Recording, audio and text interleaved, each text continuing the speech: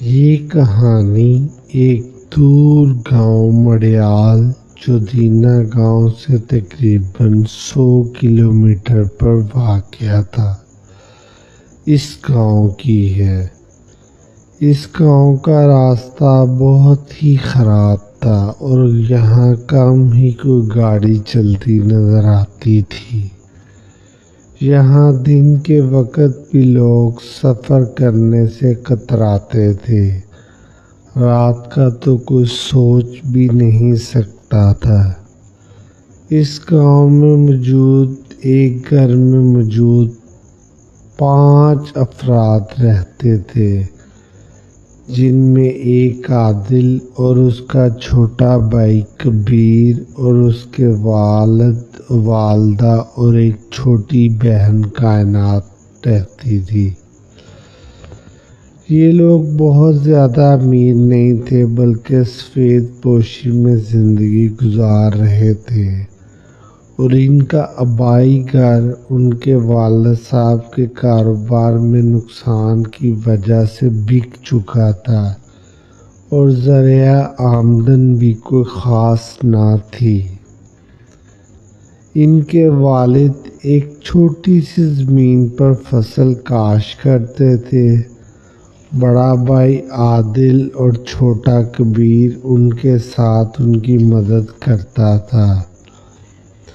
بڑا بھائی شہر سے تھوڑا بہت سامان لا کر گاؤں میں بیچتا تھا، اور ان کی چھوٹی بیٹی جو بھی پڑھ رہی تھی وہ گاؤں کے ایک چھوٹے سے اسکول میں روز پڑھنے جاتی تھی۔ عادل کم گو مگر ذہین تھا۔ تھوڑے ہی عرصے میں اسکول کے اساتذہ اس کو ذہین کے نام سے پکارتے تھے، کیونکہ وہ اپنے اسکول میں ہر سبق فر سناتا تھا، جس پر تمام اساتذہ اسے بڑے پیار سے ذہین کہتے تھے۔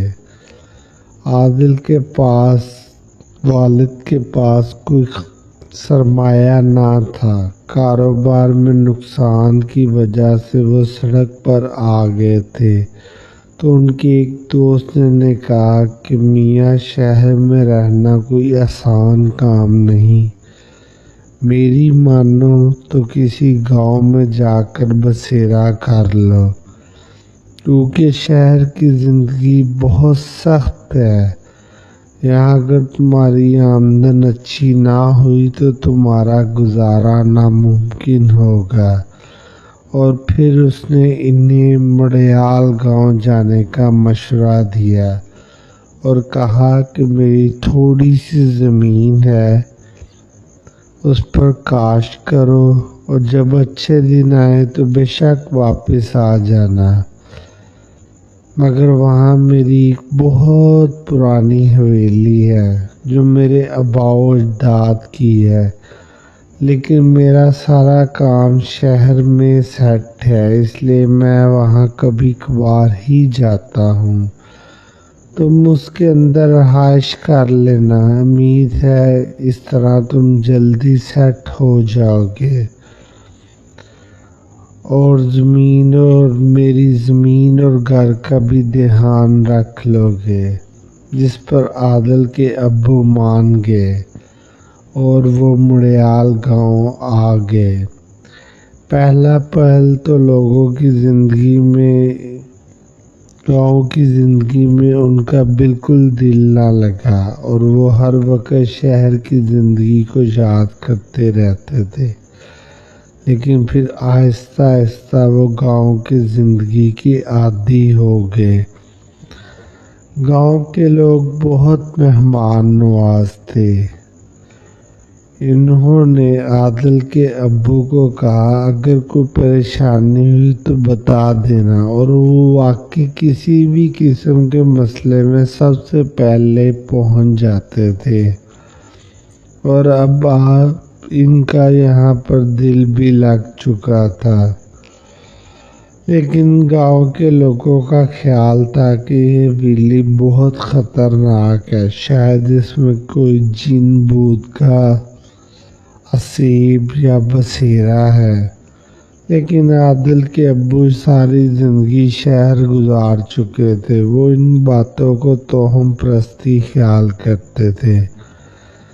اسی طرح ایک رات جب ہر طرف خاموشی چھا چکی تھی، حویلی کے بند دروازے پر 3 بار دستک ہوئی۔ یہ حویلی گاؤں مڑیال کے کنارے واقع تھی۔ لوگ کہتے تھے اس حویلی پر کالا جادو ہے، جبکہ عادل کے ابو کہتے تھے یہ صرف توہم پرستی ہے، حقیقت ایسا کچھ نہیں ہے۔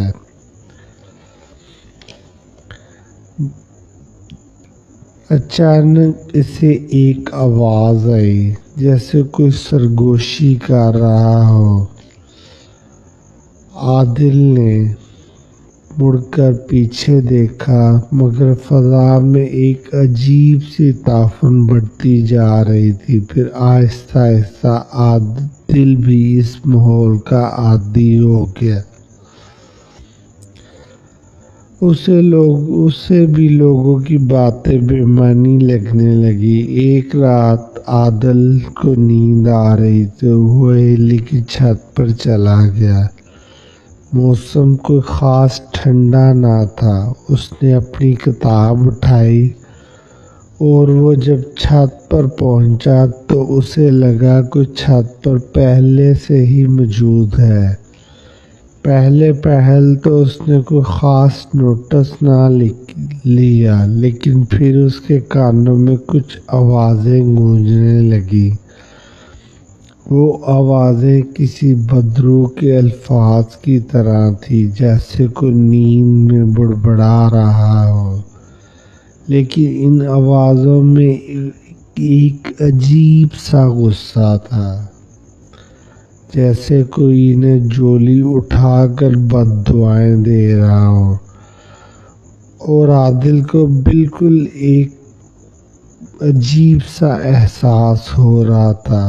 وہ جلدی سے نیچے آ کر لیٹ گیا اور پھر دن چڑھنے کا انتظار کرنے لگا۔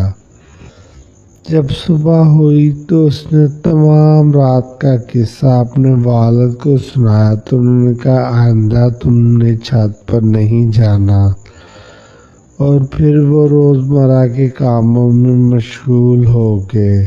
کچھ دن یوں ہی گزر گئے۔ عادل سونے کی تیاری کر رہا تھا کہ اچانک اسے لگا اس کے کمرے میں کچھ چیز تیزی کے ساتھ داخل ہوئی ہے۔ پہلے تو اس نے اس کو وہم خیال کیا، لیکن پھر اس سے کچھ ہلکی سی نسوانی سی آواز آئی، جیسے کوئی بچے کو لوری دے رہا ہو۔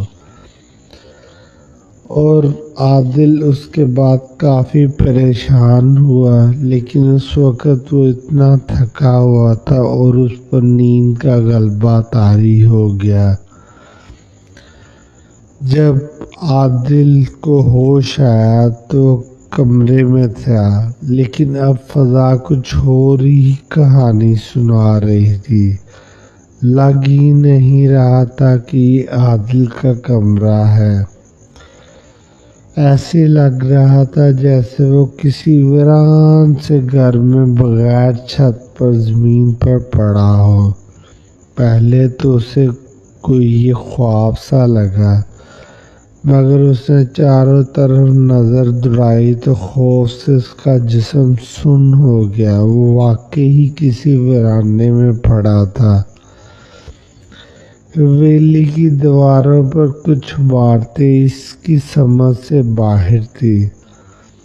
اس نے تحریر سے غور سے دیکھا تو اسے کچھ سمجھ نہ آیا، نہ ہی وہ ان تحریروں کو پڑھ سکتا تھا۔ ایک رات عادل سویا ہوا تھا تو اسے لگا کئی لوگ اس کا پیچھا کر رہے ہیں اور وہ اندھا دھند بھاگا جا رہا ہے۔ عادل کی ایک عادت تھی، وہ جب بھی رات کو سونے سے پہلے نہاتا پھر بستر پر لیٹتا۔ عادل اگلی روز جب صبح سویرے اٹھا تو وہ حیران رہ گیا، اس کے پاؤں میں مٹی کی گرد سے اٹے پڑے تھے اور ایسے لگ رہا تھا جیسے وہ صدیوں سے کبھی نہایا ہی نہیں۔ پھر اسے یاد آیا کہ رات کو وہ ایک خواب دیکھ رہا تھا جس میں کچھ لوگ اس کے پیچھے تھے اور وہ بھاگ رہا تھا۔ وہ بہت سخت پریشان ہوا، اس لیے یہاں پر کوئی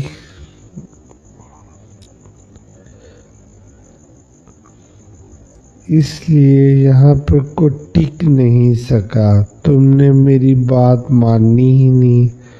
عادل نے سارا ماجرا اپنے باپ کو بھی سنایا تو انہوں نے کہا یقیناً کوئی ڈراؤنا خواب دیکھا ہوگا۔ دن رات آج میں تمہارے کمرے میں سو کر دیکھتا ہوں کون سا جن بھوت تجھے تنگ کرتا ہے۔ اور پھر عادل کے ابو کئی دن عادل کے ساتھ اسی کمرے میں سوتے رہے لیکن کچھ نہ ہوا، جس پر عادل کے ابو نے کہا تم بچے نہیں رہے، بہادر بنو، ڈر کا مقابلہ کرو، کچھ نہیں ہوگا۔ اب پھر عادل اپنے کمرے میں اکیلا سونے لگ گیا۔ اب اس کا چھوٹا بھائی بھی اس کے ساتھ سوتا تھا۔ ایک رات عادل سو رہا تھا کہ رات کے پچھلے پہر اس کی اچانک آنکھ کھلی تو اس نے دیکھا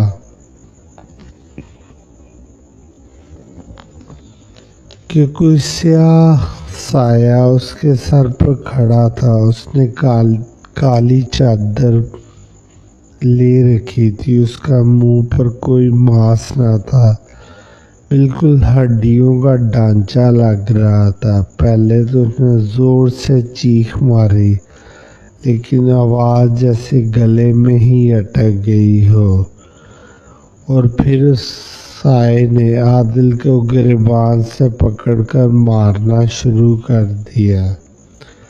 جب سائے نے عادل کو چھوڑا تو عادل نے دیکھا وہ کالا سایہ بند دروازے کے درمیان سے نکل گیا۔ عادل اس وقت بہت گہری نیند میں تھا۔ اس نے ادھر ادھر دیکھا تو اس کا بھائی بے خبری کی نیند سو رہا تھا اور عادل کو پھر نیند آ گئی، لیکن جب وہ صبح اٹھا تو اسے ایسے لگ رہا تھا شاید وہ کئی میل کی مسافت طے کر کے گھر آیا ہے۔ وہ اسکول بھی نہ گیا۔ دوپہر کو اس کے کان میں درد نکل آیا۔ جب وہ شام کو ڈاکٹر کے پاس گیا تو اس نے عادل سے پوچھا کیا تمہاری کسی سے لڑائی ہوئی ہے؟ جس پر عادل نے کہا نہیں۔ تو پھر اس ڈاکٹر نے بتایا کہ تمہارا ایک کان کا پردہ پھٹ گیا، جس پر عادل بہت حیران ہوا اور سوچ میں پڑ گیا۔ پھر اس کو وہ رات والی ساری کہانی یاد آ گئی جس میں اس نے کسی سے مار کھائی تھی، لیکن پھر اس نے اپنے آپ کو حوصلہ دیا کیونکہ اس کو اپنے والد کے الفاظ یاد تھے، بہادر بنو، ڈر کا مقابلہ کرو۔ دوائی لینے کے بعد وہ واپس گھر کی طرف چل پڑا۔ ایک رات عادل جب سو رہا تھا تو اس نے رات کے پہر دیکھا جیسے وہ کہیں بھاگ رہا ہو اور اس کے پیچھے لوگوں کا شور تھا جو زور زور سے کہہ رہے تھے پکڑو اسے پکڑو، مگر وہ بھاگتا جا رہا تھا۔ جب عادل کی آنکھ کھلی تو اپنے بستر پر تھا۔ اس نے سوچا پھر اس نے کوئی ڈراؤنا خواب دیکھ لیا ہے، اور یوں وہ خواب اسے ہر رات آنے لگا۔ ایک رات وہ اسی طرح خواب میں بھاگ رہا تھا، پیچھے چیخوں کا شور، پکڑو پکڑو پکڑو پکڑو، کوئی بھاگ نہ پائے۔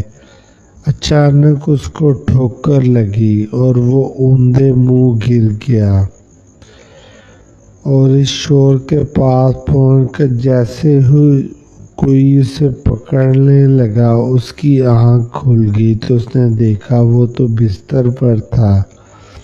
جب اگلی صبح عادل صبح اٹھا تو اس کے پاؤں میں شدید درد تھا۔ اس نے دیکھا تو اس کے پاؤں کا ایک ناخن ایک سائیڈ سے کافی ٹوٹا ہوا تھا اور وہاں انگلی سے خون نکل رہا تھا۔ تو عادل کو وہ بات یاد آ گئی، اور جب عادل نے اپنی ٹانگیں دیکھی تو اس کی ٹانگیں گھٹنوں تک مٹی سے اٹی ہوئی تھی۔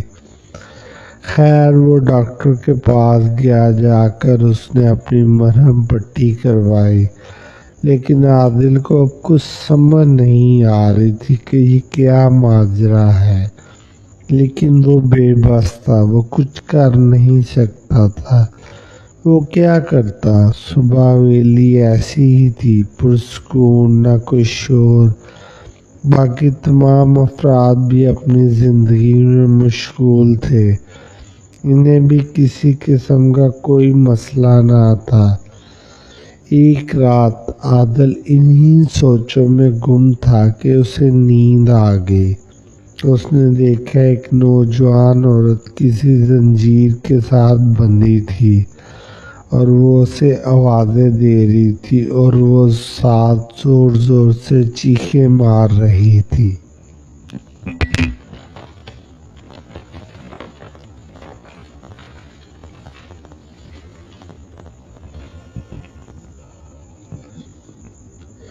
اور اس کی آواز میں بہت درد تھا۔ عادل اس کے پاس جانے کی کوشش کرتا تو وہ اور زور زور سے چیختی، اور یوں ہی عادل کی آنکھ کھل گئی اور باقی تمام رات اس نے بیٹھ کر گزاری۔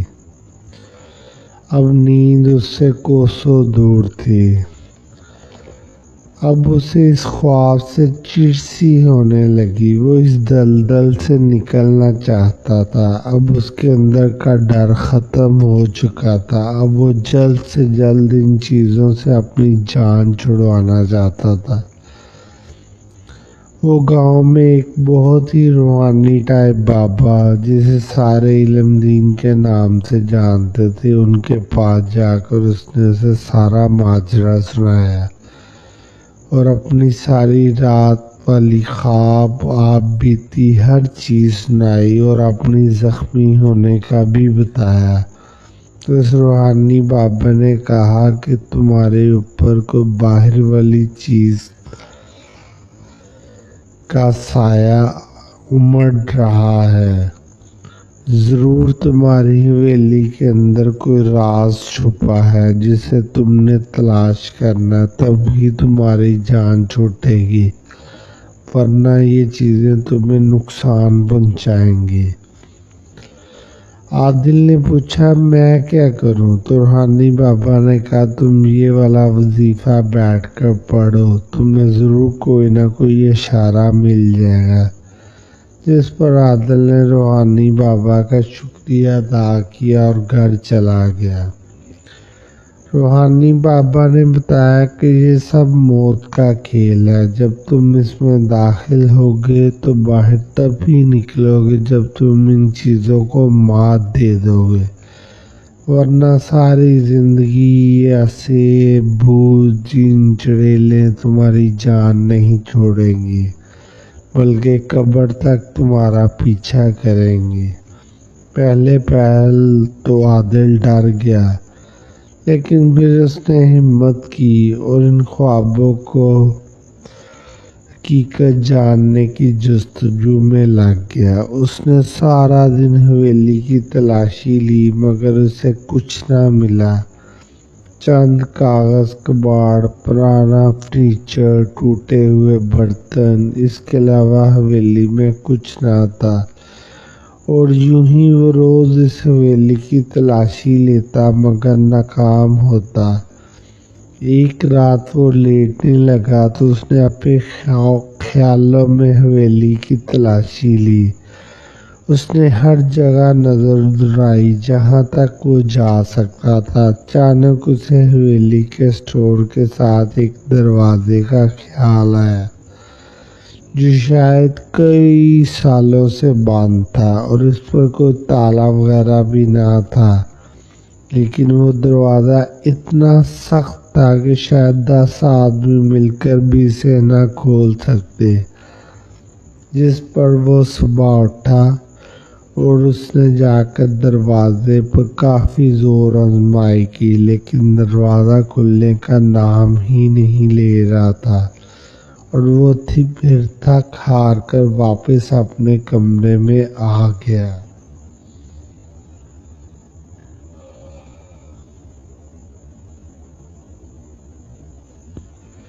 اس رات جب وہ گہری نیند سو رہا تھا تو اس کی آنکھ کھل گئی۔ اسے لگا شاید کوئی چیز اس کے پاس سے گزری ہے۔ سردیوں کا موسم تھا، ہلکی ہلکی ٹھنڈک کمرے میں موجود تھی اور کمرے میں موجود ایک لالٹین جس کو شاید وہ بجھانا بھول گیا تھا وہ چل رہی تھی۔ اسی کی روشنی میں اس نے ایک سایہ دیکھا جو باہر کی طرف جا رہا تھا۔ عادل اٹھا اور اس نے ہمت کر کے اس سائے کے پیچھے جانے کا فیصلہ کیا۔ اس نے آرام سے دروازہ کھولا، باہر آ کر ادھر ادھر دیکھا تو وہ سایہ حویلی کے اسٹور روم کی طرف جا رہا تھا۔ سائے کی جسامت سے لگ رہا تھا کہ شاید وہ کسی لڑکی کا سایہ ہے۔ عادل بھی اس سائے کے پیچھے پیچھے حویلی کے اسٹور روم میں چلا گیا۔ جب عادل اسٹور روم میں پہنچا تو وہاں سایہ غائب تھا۔ عادل نے اپنے موبائل کی ٹارچ چلائی، ادھر ادھر دیکھا مگر وہاں اندھیرے کے سوا کچھ نہ تھا۔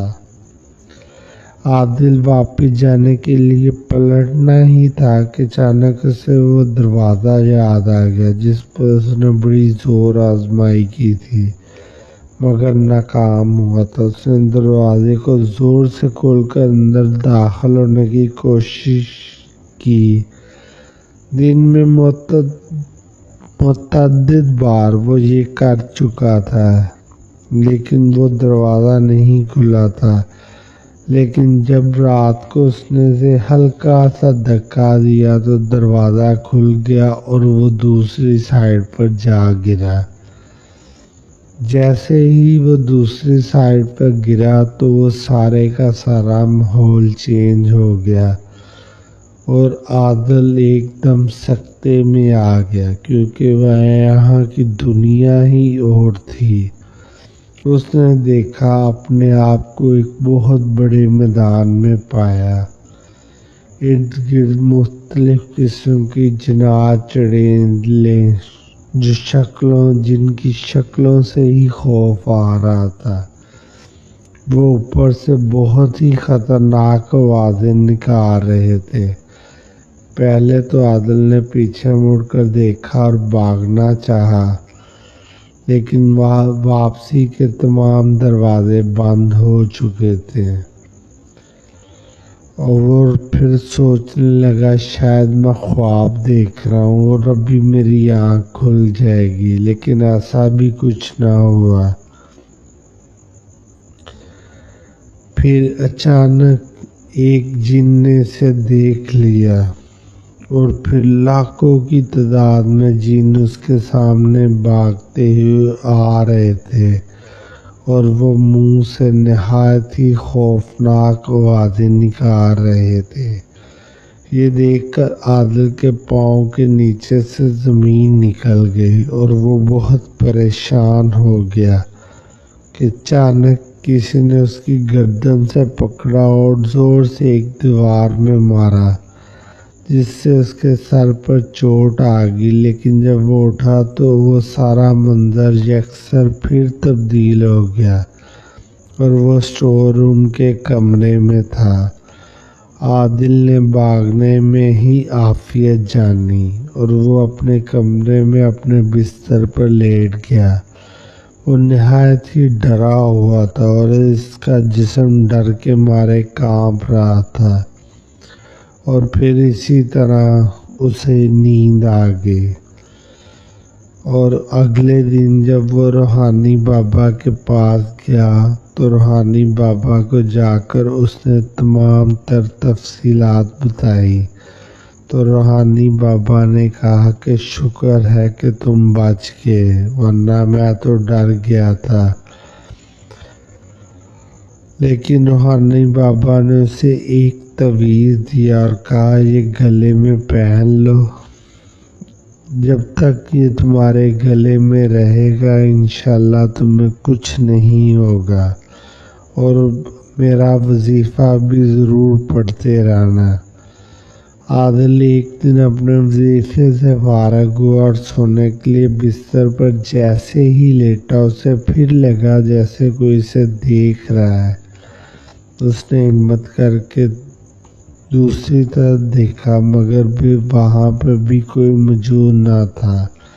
اس پر وہ تھوڑی دیر کے لیے مطمئن ہو گیا، مگر بار بار اسے محسوس ہو رہا تھا جیسے کوئی آنکھیں اسے تلاش کر رہی ہیں۔ پھر اسے لگا کہ حویلی کے لان میں کوئی چہل قدمی کر رہا ہے۔ عادل نے ہمت کی اور پیچھے چلا گیا۔ تھوڑی ہی دیر میں وہ سایہ حویلی سے باہر نکل گیا۔ عادل بھی اس سائے کا پیچھا کرتے ہوئے باہر نکل گیا۔ حویلی سے تھوڑی دور ہی گاؤں کا قبرستان تھا۔ سایہ قبرستان کی طرف جا رہا تھا اور عادل بھی پیچھے پیچھے۔ اچانک سایہ ایک درخت کے نیچے جا کر غائب ہو گیا۔ عادل درخت کے پاس پہنچا تو وہاں کوئی سایہ نہ تھا۔ عادل پریشان ہو کر ادھر ادھر دیکھنے لگا، مگر وہاں دور اسے کتوں کے بھونکنے کی آوازیں آ رہی تھی۔ عادل پریشان ہو گیا۔ پھر اچانک اسے لگا درخت کا تنا زور زور سے ہل رہا ہے۔ عادل نے ہمت کی اور درخت کے تنے کو ہاتھ لگایا تو جیسے کسی قوت نے عادل کو درخت کے اندر ہی کھینچ لیا ہو۔ عادل نے شور مچانے کی کوشش کی مگر آواز اس کے گلے میں ہی دب گئی۔ عادل بالکل لاچار ہو گیا کہ اچانک اسے روحانی بابا کا تعویذ یاد آ گیا۔ اس نے فوراً ہی تعویذ پر ہاتھ رکھا اور اپنا وظیفہ پڑھنا شروع کر دیا، اور پھر اس نے دیکھا کہ آہستہ آہستہ درخت بھی ہلنا بند ہو گیا اور دور اسے گاؤں کی مسجد میں اذان کی آواز سنائی دی، اور پھر مکمل سناٹا ہو گیا۔ وہ واپس میں حویلی آ گیا اور نماز پڑھنے کے بعد اپنے بستر پر سو گیا۔ اب عادل حویلی کا راز جاننا چاہتا تھا۔ اس نے اگلی رات ہی فیصلہ کر لیا تھا کہ وہ لازمی اسٹور کے کمرے کی دوبارہ تلاشی لے گا اور ضرور اس کے ہاتھ کوئی نہ کوئی چیز لگے گی۔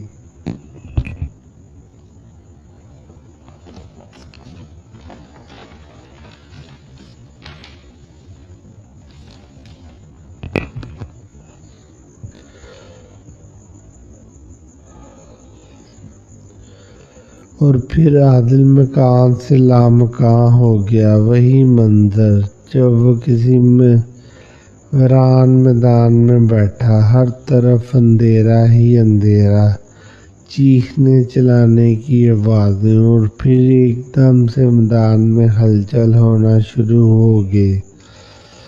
عادل ایک بڑے سے پتھر کی اوٹ میں چھپ گیا۔ تھوڑی دیر میں بہت سے جنات جو کسی گھوڑا نما مخلوق پر بیٹھے تھے آپس میں کہہ رہے تھے، انہیں کسی ہمزاد کی بو محسوس ہو رہی ہے، جسے سن کر ایک دفعہ عادل کا دل دہل گیا، اور پھر وہ تمام جنات اپنی غیر مرئی مخلوق سے نیچے اترے اور اس کی بو کو محسوس کرنے لگے۔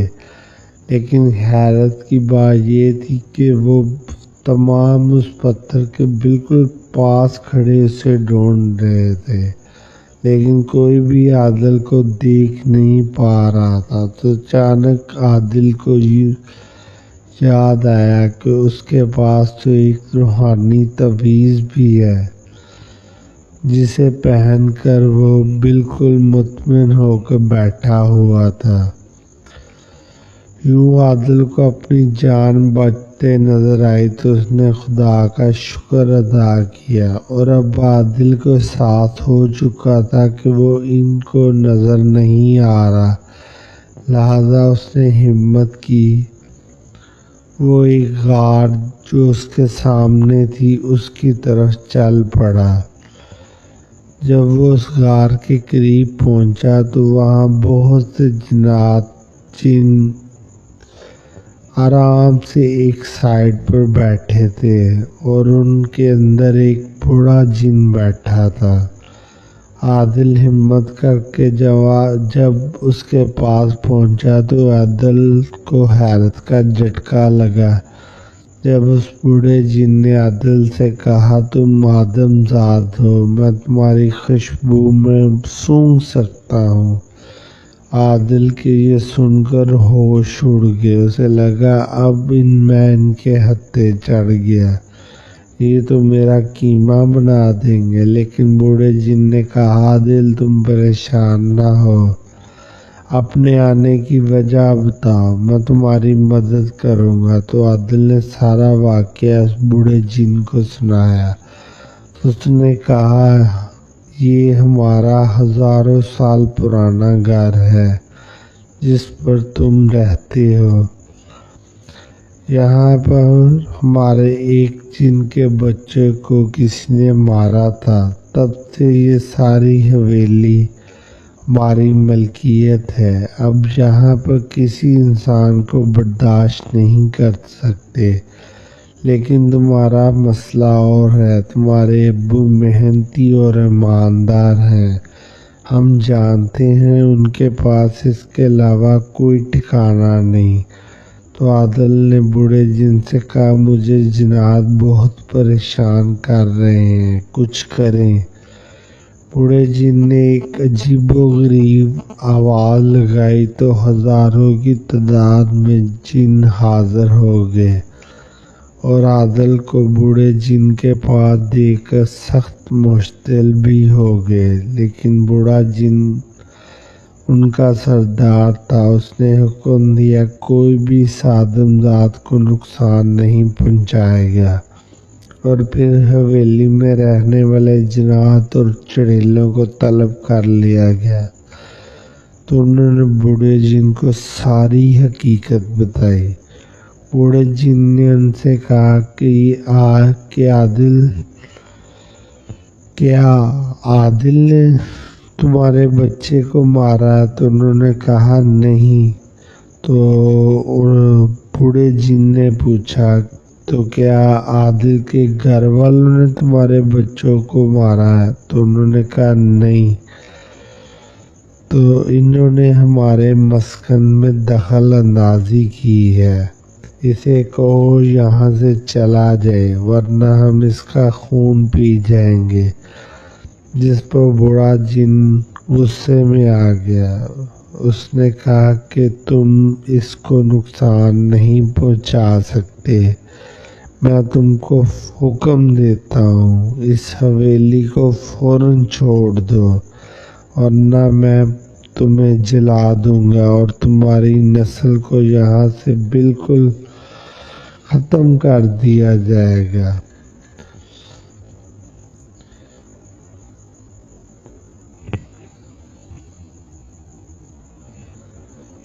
اس کے بعد عادل نے ان سے کہا کہ اگر مجھ سے کوئی غلطی ہوئی ہے یا کوئی دل آزاری ہوئی ہے تو مجھے معاف کر دیا جائے۔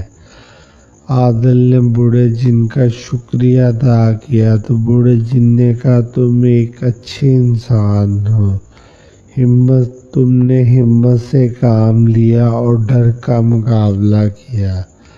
میں تمہاری جرأت سے خوش ہوں۔ مجھے یہ بھی علم ہے تمہارے گھر کے حالات ٹھیک نہیں، میں چاہتا ہوں میں تمہاری کچھ مدد کر سکوں۔